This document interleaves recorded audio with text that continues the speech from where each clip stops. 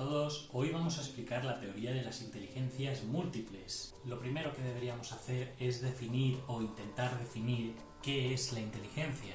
Podemos describir la inteligencia como aquella facultad mental o cognitiva que nos ayuda a aprender, a razonar, a entender y a tomar decisiones en función de qué circunstancias. No obstante, la inteligencia va un poco más allá de todo esto. Básicamente viene a ser una especie de mecanismo de supervivencia que tenemos las personas para adaptarnos al medio. Ahora bien, ¿cuándo surge la teoría de las inteligencias múltiples? Bueno, es importante destacar que esta teoría la ideó un psicólogo estadounidense que se llamaba Howard Gardner y que la creó como contraposición a la teoría que había entonces, al paradigma que había, que era la existencia de una única inteligencia.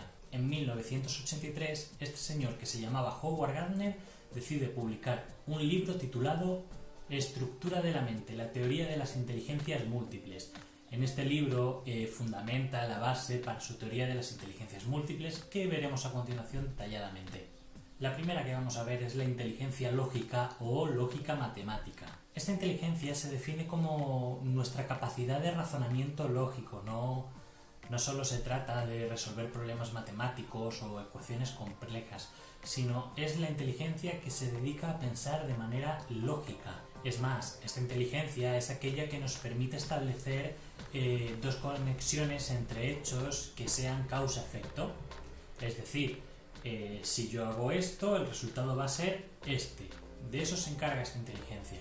Si yo echo un huevo al aceite caliente, se va a freír. Como dato curioso, la mayoría de test de inteligencia del cociente intelectual están basados en este tipo de inteligencia, en la lógico-matemática y un poquito en la lingüística.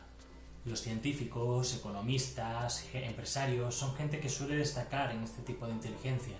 El segundo tipo de inteligencia que vamos a ver es la inteligencia lingüística, que ya la hemos nombrado. Definida así a grosso modo, de forma general, la inteligencia lingüística hace referencia a aquella capacidad que nos permite dominar el lenguaje. Y vosotros diréis, bien, el lenguaje lo dominamos prácticamente desde que empezamos a hablar. Sí, pero no solo se refiere al lenguaje verbal, sino también al no verbal, los gestos, por ejemplo. Además, hace referencia también a la capacidad de sintetizar cosas muy complejas y explicarlas de manera simple a un tercero. Uno de los tipos de inteligencia más extraños o más difíciles de explicar es el concepto de inteligencia espacial. La inteligencia espacial nos permite observar el mundo desde diferentes ángulos, no solo el mundo que nos rodea, sino también los objetos. La inteligencia espacial nos permite observar nuestros alrededores, el mundo y los objetos, pero siendo capaces de ponernos en diferentes perspectivas. Y vosotros diréis, bueno, en ese caso las personas ciegas no tienen por qué tener muy desarrollado este tipo de inteligencia. No tenemos que confundirnos. Es verdad que la vista para este tipo de inteligencia es un sentido que es importante, pero las personas ciegas también obtienen mucha información del entorno y de los objetos a través del resto de sentidos, como pueden ser el tacto, el oído o incluso el olfato. Mucha gente tiende a pensar que la inteligencia es algo innato, que viene en los genes, que si tu padre y tu madre eran inteligentes, pues tú también lo eres.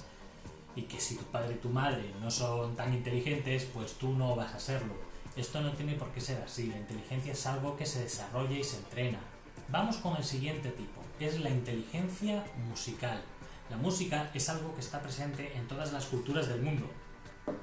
Por tanto, podríamos decir que la música es un arte universal. Este pensamiento llevó a Howard Gardner a pensar que debía haber un tipo de inteligencia que se dedicara exclusivamente a la música. Además, inteligencia musical no hace solo referencia al hecho de saber tocar un instrumento, sino también al hecho de saber leer partituras o interpretarlas, así como de componer música también. Ahora veamos el cuarto tipo de inteligencia, la inteligencia corporal. Bien, este tipo de inteligencia, como su nombre indica, corporal, hace referencia a las habilidades motrices de cada uno, pero no solo como tal a las habilidades del cuerpo, sino también al uso de herramientas. Además, dentro de este tipo de inteligencia se engloba también la capacidad de cada persona para expresar sentimientos y emociones mediante los movimientos del cuerpo. En ese caso, podríamos incluir en este tipo de inteligencia a bailarines, futbolistas, deportistas en general. Ahora vamos a hablar de dos tipos de inteligencia que se podrían englobar dentro del concepto de inteligencia emocional, que aunque el concepto de inteligencia emocional es más nuevo, aparece en el 85 publicado en un libro, el libro de Howard Gardner que nombramos antes aparece publicado en el 83, con lo cual esto es anterior, técnicamente hablando. Dentro de la inteligencia emocional, que como ya hemos dicho, podemos englobar estas dos inteligencias, que son la intrapersonal y la interpersonal. La inteligencia intrapersonal es aquella que nos ayuda a comprender nuestros propios sentimientos, es decir, nos ayuda a identificar si estamos enfadados, tristes o alegres. Según el propio autor de la teoría de las inteligencias múltiples, este tipo de inteligencia nos ayudaría a ahondar en nuestros pensamientos y saber por qué somos de la manera que somos, entendiendo el significado de nuestras emociones. Por otro lado, este tipo de inteligencia nos ayuda a distanciarnos de aquellas situaciones que podemos considerar negativas y que nos hacen tener sentimientos negativos y por tanto son muy útiles para mantener nuestro bienestar. La inteligencia interpersonal es la que está más relacionada con la capacidad de empatía. Es aquella que nos permite reconocer las emociones que tienen los demás y cómo se sienten y cómo podemos ayudarlos. Es una inteligencia que nos permite entender los gestos de la otra persona y los objetivos y metas de cada discurso que nos dan. Nos permite entender las circunstancias y problemas de cada persona por separado, lo cual es muy valioso para personas que trabajan en grupos, como pueden ser los psicólogos o los profesores. Por último, tendríamos el concepto de inteligencia naturalista. Este tipo de inteligencia nos permite categorizar y diferenciar eventos o objetos o cosas que están en nuestro entorno, como por ejemplo los animales. Es la inteligencia que se encarga, por ejemplo, de decir qué razas y qué no son peligrosas, o qué plantas son venenosas y cuáles no. Así también, dentro de este tipo de inteligencia, entra el conocimiento acerca de los eventos del clima. En resumen, esta inteligencia nos permite categorizar las cosas que vemos en la naturaleza, si son peligrosas o no, o si son comestibles o no y demás.